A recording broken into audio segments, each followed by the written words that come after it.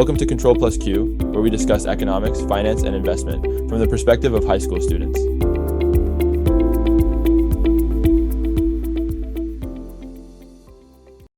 Hello, everyone. In this episode, I speak with Isaac about the gaps in college economics education and the career prospects for students in this field.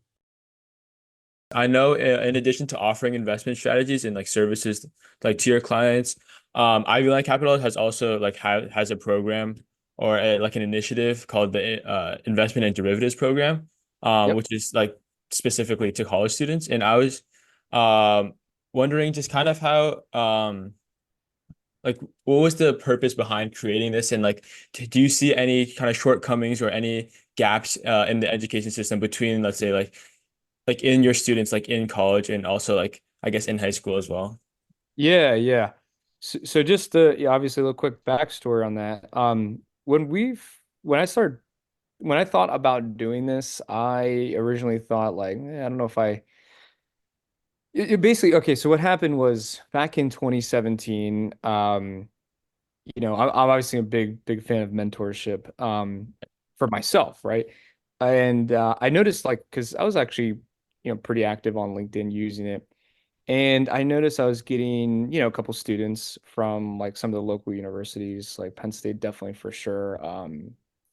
I think what was the other ones, like Rutgers, I think. But um, I was getting messages on my LinkedIn inbox, and they were like, "Hey, how'd you get started?" Like they were asking a lot of the same questions you're asking. So Right. I had like this kind of thought. I was like, I wonder if I could like help these students somehow bridge that gap between theory and practice. I mean, I just kept thinking about my time in college was like it's so hypothetical. Like, how can you possibly use finance until you're like work? Like, how can you use this before you're working? Because that's like the Right. whole point of it, right?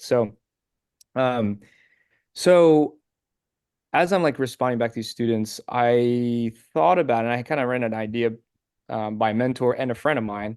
And I said, what if we started like a little kind of mentoring program where I can just show them a couple things, talk about markets, like how to get started. And so yeah, it was kind of like, yeah, let's just kind of see where this goes. So I just kind of created like a little mini group and I just started talking to them about, markets and this and that. And then one student from Penn State, this is kind of why I remember Penn State quite well. He was in the SMEAL program, actually the master's program, and was asking like, could you recommend any programs? And I thought, well, why don't I just create a program myself? Yeah. Like at the time I had way more time. This was again 2017, it was wow. Wow, actually, I think to almost around this day, it was like 7 years There you go. ago. Yeah, kind of Uh, crazy now to think about it. I had this thought. I was like, yeah, maybe I'll just create this program and just kind of see where this goes. And so I created like I mean, it looked terrible. It was just a couple modules, like how to build a portfolio was like, beta weighting and then some options like on hedging, a little bit on technical analysis, but fundamental analysis, of course, as well. And then, but as I asked these students, like, what'd you think? And they're like, yeah, it's actually pretty helpful. Maybe you should like, expand it. I was mm, like, interesting. So I thought, well, I mean, can't do this for free. So, but we understood like college students, they don't have a whole lot of money. I mean, I never did, as far as a college student, right? So, I thought, like, okay, maybe we could like do this kind of small little consulting thing. And anyway, so we built out a program. Initially it started as the mentoring and coaching program. And then it like morphed into an investment and derivative program because of the pandemic. So funny uh, enough is the pandemic like it was 2019 and we were, getting some students and then the pandemic happened, right? And we were already somewhat transitioning into this like newer program to like make it a little bit more like a capacity wise. And the pandemic happened. And it was like every student was at the, either in front of their desk learning, online. right. So then we started like just kind of getting the word through LinkedIn, some emails, and then people started talking, this and that. And then it kind of just took off. Mm. Not everybody thought it was legit because and I will say, if I was a student, I would have thought it was a little like, that's weird. Like, you don't, because you don't typically see this, right? Like, you don't Yeah. see and I'm not trying to be a guru or nothing like that. I'm not some guy standing in front of a Ferrari. I can't, I don't like that. It kind of irks me to see that. Um, I just wanted to help. That's really, at the end of the day, I had great mentors.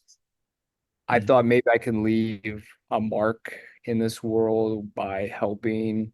And so we launched it and it kind of took off. And I was like, oh, this is very interesting. And I actually met with a mentor of mine and I said, hey, listen, I this thing is getting a little bit like big to manage myself.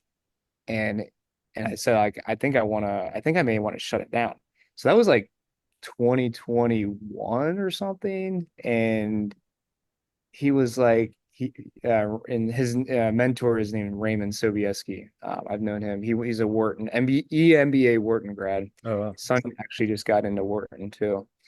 Um, and we were sitting out front of the Panera in Lancaster, and he was like, "No, I think you should keep this going. I think you're really enjoying it. It seems like you're getting a lot out of it. You seem like you're happy doing it.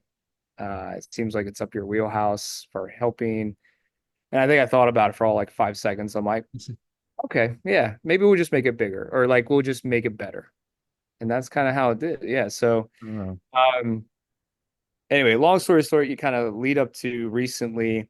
We're doing another I think this may be the last one, but we are taking what we did in the investment derivative program, and now we're just transitioning into like more of a very hard skill set based program called the Portfolio Management Development Program.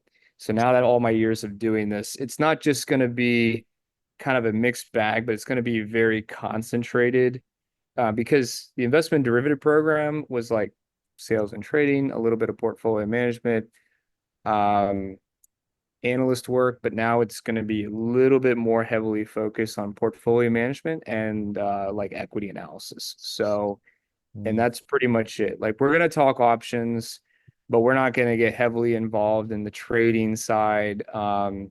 It's really for like if you really think you see yourself in the PM spot like within 10 years, then I do think it would be worth going through this. And we're just going to make a subscription and do it more on a lecture basis, on a group lecture basis. So, um, we've already started sending out interest on it. It looks like we're already getting strong interest. So yeah, we'll see where it goes. I mean, at this point, can't, I don't have enough time anymore to do this stuff we used to do in the past, but I do want to help students. I just have to do it a little bit more strategically with my time. I got to do it more group based.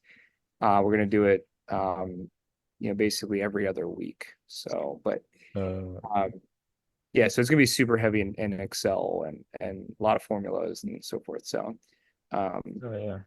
Yeah, that's cool. Wait, so is it like it's kind of like a online type of like lecture, and then like they have like they do their own work after, like they have like homework and stuff? Is it kind of like a class in that sense? It is. It is. It's going to be, yeah, it's going to be all online. There'll be actually what's different definitely about this one versus the other, like the other one had a midterm and a final, and Mm. they had like worksheets.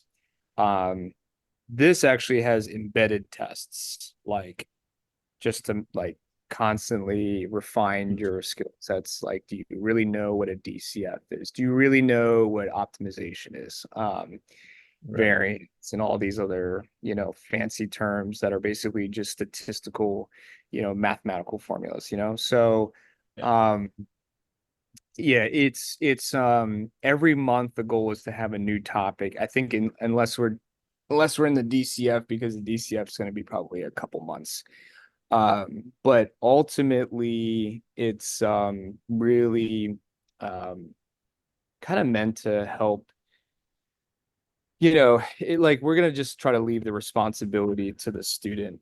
It's the student's responsibility to show up, but like it's meant to be in like group lecture based. So hopefully, you're gonna be in there with like a lot of other students, Oh, obviously. I see. Oh, okay. Yeah. That makes sense. And then yeah, just like kind of going off that, just like in general, like what advice do you have for like students or like high school students, college students that just kind of want to get into this field and like they don't really know like what to do and just like what are the first steps that you would Yeah, I mean, like leaving our program aside to stay like completely neutral, unbiased, of course. yeah. The best thing you can do, which is for free, I mean, I don't think anybody charges to sit down for a cup of coffee unless you're paying for the coffee.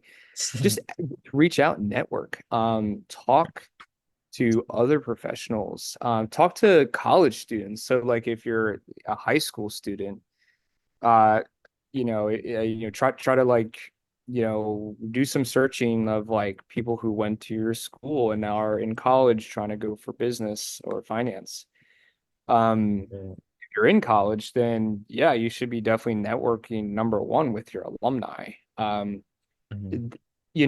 The statistic is very much true. 85% of your success in life will really be, basically centered around networking, Mhm. really, at the end of the day. Yeah. So the more you network, the I wouldn't say the luckier, but the more you network, the more you put yourself in a position of success, either through learning through osmosis, like kind of just talking with others, taking notes, Yeah. and then just networking in general generally leads to opportunities. It could be like, hey, we need somebody here, and I heard you are trying to get a job over here, something like that. Mhm. But like, ask, just ask students, or if you're a student, ask people older than you who've been in the path that you want to go down to get a better sense of if that path is right for you. I mean, you're never going to know until you start doing it. But Right. the more people you ask, the more that will either mold and confirm your path that you want to go, or the more it'll kind of like confirm that, hey, this is not where I want to go. So, Right. Yeah. And are there any like more like not like hard skills, I guess, or like hard things that they can do just like kind of to prepare for that field? Yeah. yeah, yeah. So if they decide like, hey, yeah, I definitely want to do finance, then Excel. Yeah. Like No. we're still early. I know people are like kind of asking questions like, well, artificial intelligence is going to take our jobs and this and that. Uh, I don't know about the particular job in the analyst field. I mean, there's so many different factors. Obviously you were an intern for us. When you look at a company, I mean, is every company the same? No. No, not at all, right? Like different line items within their financials. I mean, so maybe at some point, but you still have to have somebody look over the analysis, right? Right. Um, the the hard skill sets are definitely going to come down to Excel. Try to make it fun too. Like learn the shortcut keys. Like using the mouse in Excel is like, ugh, it's awful. It's like literally like nails on a chalkboard.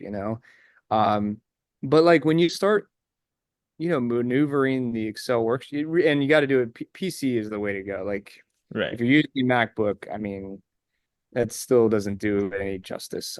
You can still do some shortcut keys, but not nearly as many as you could. But yeah, so as far as the hard skill sets, it's definitely Excel, and then learning the shortcut keys. It's not that difficult. It's like learning how to type the first time. Actually, I Right. think it's probably easier because everybody knows how to type. They just gotta learn a new set of rules, which is not that hard. Mm. Um, but once you start doing it, you start like I can tell, my first experience when I started learning the shortcut keys, which was I don't know how many years ago. I notice it's I get the same reaction from students. They're like, "Wow, this is kind of cool. This is fun." Like they feel like they're actually it's almost like they're coding, but they're not because it's just, you're just learning syntaxes and all that. But Yeah. uh it's like something triggers in the brain where they're like, whoa, it's almost like they feel like they're becoming smarter, even though they're already smart. Mhm. So but the hard skill sets are definitely going to come from Excel. Like what would you do in Excel? Well, the simplest thing you can do is, look at an income statement, which is obviously one of the three financial statements, and just learn how to model and project it into the future, which is not really hard. You just gotta get you gotta get the structure down, like, how to do it, like what to do, and then it's really not that difficult. So repetition and practice and later down in life you'll probably get sick of Excel because you use it. Yeah. But Excel will definitely make a student's life learning and obviously and knowing all that will definitely make you miles ahead of everyone else because it's amazing how there's seniors still um in college that still don't like use Hmm. shortcut keys. And Yeah. that's gonna really they're gonna wish they did that because by the time they hit the real world and if they're trying to be an analyst, I mean, first of all, an employer may ask you about that. And if you say, I don't, I know some of them, they'll probably won't even hire you because Oh, you will already hold them back from the speed. It's just speed and efficiency at the end of the day. right. So Yeah, just kind of moving on from this topic, but like kind of staying on the like just like being able to do all like the basic things, just like kind of what career paths can somebody like a college student get just like based off of like their finance like career like finance studies and just like what are the different jobs and like different career paths that they can kind of look for. yeah, I mean, there's all different types. I mean, I will start with this is just make sure you like what you're gonna do. Hmm. I would definitely reevaluate going down this path. If you say something to the effect of like, hey, what like somebody asks you why do you want to do this, and you say make a lot of money. I mean, that's a really bad answer. Um, I have heard that in the past, not as much anymore, but you can make a lot of money as a plumber these days. You can make a lot of money working logistics and like all different types of jobs. That's not, if you want to make a lot of money, like become a doctor as well. So, um, I would say just be careful if you're a person who finds yourself answering that type of question. Like if you want to make a lot of money, find what you like to do that will lead into making money. Because money is just a byproduct. It's if you're really good and you really like what you do, it'll kind of like it'll manifest itself and people will see that. Um, so let's say you do like, it's like it's not about the money and you really like this. The different roles, I mean, you kind of get to another layer of the onion. It's like, okay, well, what do you like out of finance? Some people like the sales. They like to be in front of clients. That could be like that could really be more of a advisor role. I will say it's a very difficult to do out of college because you gotta know people, and people Right. probably not gonna trust you out of college. It's like, try to get clients out of college. It's like, you just start it. Like, how do you know what you're really Yeah. doing, right? Yeah. Um, Sales and trading is still a pretty big one. So if you like a little bit more on the trading side, you like derivatives, like options, futures, doing the research on forwards and swaps. If you like The Big Short, that movie, and you're like, this would be a cool job. I mean, that's sales and trading, really at the end of the day. And it's not trading like you're a day trader. That is totally different. That's Hmm. basically like that's trading, period. It's not sales and trading. So sales and trading is like a mix between like relationship roles and derivatives, and you have to be thick, you have to be quick and think off your feet. There's so you have advising, you have sales and trading, portfolio management.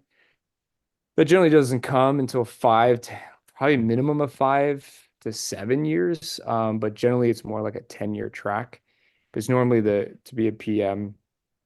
you have to know how to do pretty much everything from the analysis to the trades to actually managing the actual percentage of assets in each sleeve. It's not just it's not like you can really, I mean, you can just do it without that, but you really probably put yourself at risk and clients' money at risk if you really don't know what you're doing.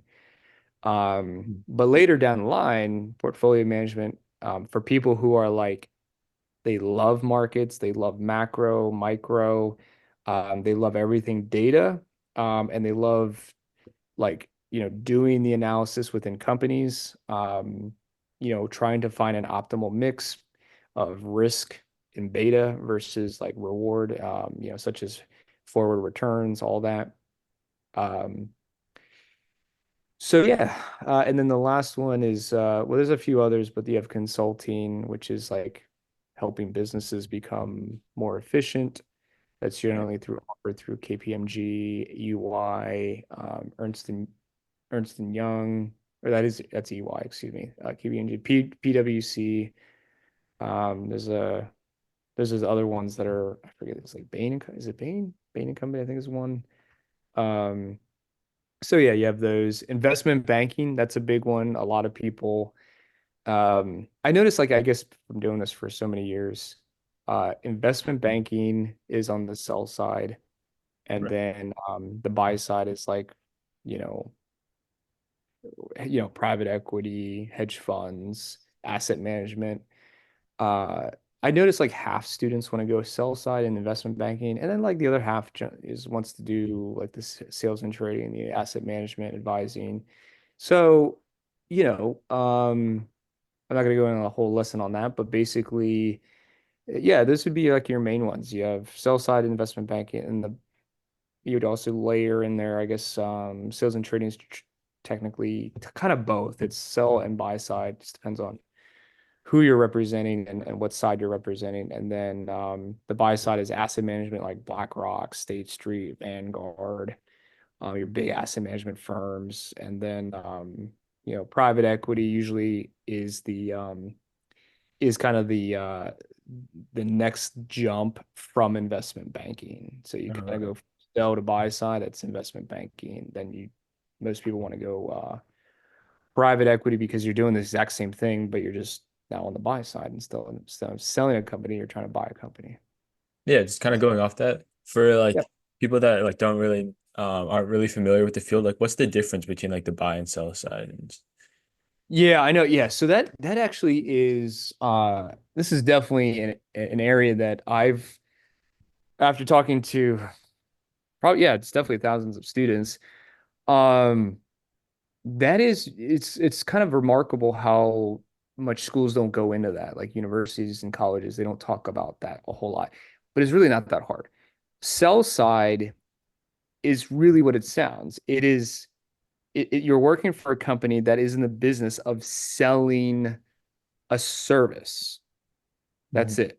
Like very much like you would buy insurance for a car or a house. Right, If you are the insurance person, like this the insurance rep, you're technically working on the sell side. Okay. right. So, but like in the upper, kind of the high, they call quote high finance rules, investment banking is really, it's a sell side, but instead of selling, selling insurance or selling a house, you're selling businesses. But when you're talking about selling businesses, now you have all the legwork. Like you got to do the valuation of a business. Most businesses are evaluated through, some sort of cash flow analysis, which is, your DCF. That's why it's so important. And that's why the DCF is a very critical core value. It's a way to evaluate a company. Um, so the sell side, I don't want to like, this is not the same thing, but if you think about a person selling a house, Hmm. but you replace the house with a business, that's technically investment banking. But what makes it a lot more kind of selective and just like kind of an upper tier type of job is because you got to be very, very knowledgeable within modeling. Most of the time you'll learn it on the job more and more, but you better know your Excel shortcut keys before an internship that you're trying to get into on the sell side role. So that's investment banking on the sell side. You're selling businesses, you're taking companies public, which is still selling a business. You're just selling it to the public. But most of the time, if you start a business and then you end up wanting to sell it and it's pretty big, more often than not, you're going to probably go through an investment banking company and they're going to try to flip it or sell it, not flip Hmm. it, fine, but they're going to sell it to somebody on the buy side role, which is where private equity comes into play. So that's where, you where sell meets buy. So buy Right. is just like a buyer of a house. You're not going to buy, I mean, I hope you wouldn't buy the first house you see. You're going to Yeah. look around. You're gonna, kick the tire. You're not kicking the tires, but you're gonna kick the walls. Well, how Mm. old is it? Like, where is it located? So that's the same thing. It's more of a slower process. You're finding companies that are good, managed by great people. They got a great product, margins. Whatever there's certain numbers they're looking for, certain earnings before interest and taxes. The EBITDA numbers, of course, depending on what industry it's in. And it's more slower, but you're taking your client money, which is your investor money, and then you're going to take a stake in a company, and some of them are going to be buying a stake in a company that's offered by an investment banking firm. So Hmm. your largest buy side firms are Blackstone, not BlackRock, but Blackstone, uh, KKR. Gosh, there's a few. Yeah, there's a few more. I'm just blanking. Jefferies is on the sell side. I was just thinking because I was about to say Jefferies, but they're on the sell side of investment banking. Goldman Sachs is generally, I mean, they are investment banking. They started out. They do asset management now, but so it's like Goldman Sachs meeting with KKR. Right. Goldman's trying to sell a business to KKR that's possibly interested. They may buy, they may not. So Okay. that's main differences. Yeah. And so like assuming like you're starting as like an analyst role, just like how like what's like the growth like prospects or like how I know you've kind of mentioned it before, but it's like what like roles can you like grow from like just like being an analyst, just like Yeah, it's a lot of this kind of the same thing I mentioned. An analyst, you're gonna be working in Excel. So an analyst, most of the time I run into is like if you're an analyst, you're probably working for a sell side firm.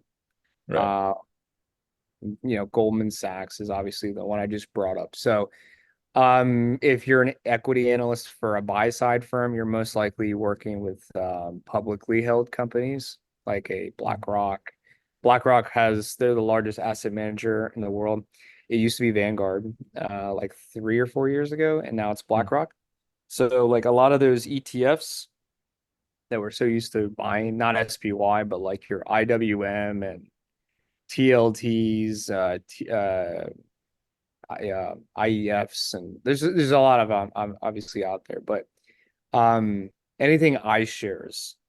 When you see iShares on your, on a commercial, that's BlackRock. Mm. Uh, so yeah, anyway, so if you're an equity analyst for a company like that, yeah, you're doing a lot of Excel work still, and but like from there, it's kind of like wherever you like you there those skill sets are very universal. You can go, if you're a BlackRock, you can go to the sell side. If you're on the sell side, you can go to the buy side, so it just kind of depends on like, really like where do you want to go? What I do see is like this is kind of the track I see for like now I've been doing this for so long. You start out in a sell side role. Some go to the buy side role, but it's harder to get in the buy side role. You start in the sell side role, then you go to the buy side role. and then you like stay there for like 5 to 7 years, Hmm. and then you go to another one where maybe it's a little smaller, and you do that because you see a lot more upside, right? If you go to a smaller company later, you generally can make more money because there's less overhead, right? You don't have like huge office where they have to pay however many millions of dollars just renting an office or leasing an office. Right. Um, and I think at year 10, that's kind of where I haven't been helping students for 10 years. But if I'm thinking about like what I would do, because it's kind of I mean, it is what I did. Like if I'm trying to think like a student, I think like after the 10-year mark, that's kind of where a student that's been working for so long is probably going to ask the question, hey, can I start my Mm. own thing, right? You have a great network all over Wall Street or wherever, it doesn't have to be Wall Street, but it's obviously pretty much where the main area is for that type of work. You build a lot of great relationships. And actually I have heard this the other day. We have a student who one of our very first students, she worked for at a college. She worked at university. She worked at BlackRock, and then she went to KKR, and then and basically, you know, she was telling me a story where somebody left, and then they went to start their own thing, and they're like looking around. So I think that's going to happen probably more frequently at year 10, where these former students working, they've been doing it. They may want to start their own firm. So because then you can obviously have your own control over, your own salary and this and that. So, and probably raising money is going to be a lot easier since you have the relationships at that point. Mm. Yeah, yeah, So, that's pretty interesting. Yeah. yeah, Okay, yeah. I think that's a pretty good, I guess, first like session, I guess. I think gained a lot of insight on a lot of things. So yeah, thanks for coming on for this. Yeah. absolutely. Yeah, happy to do it.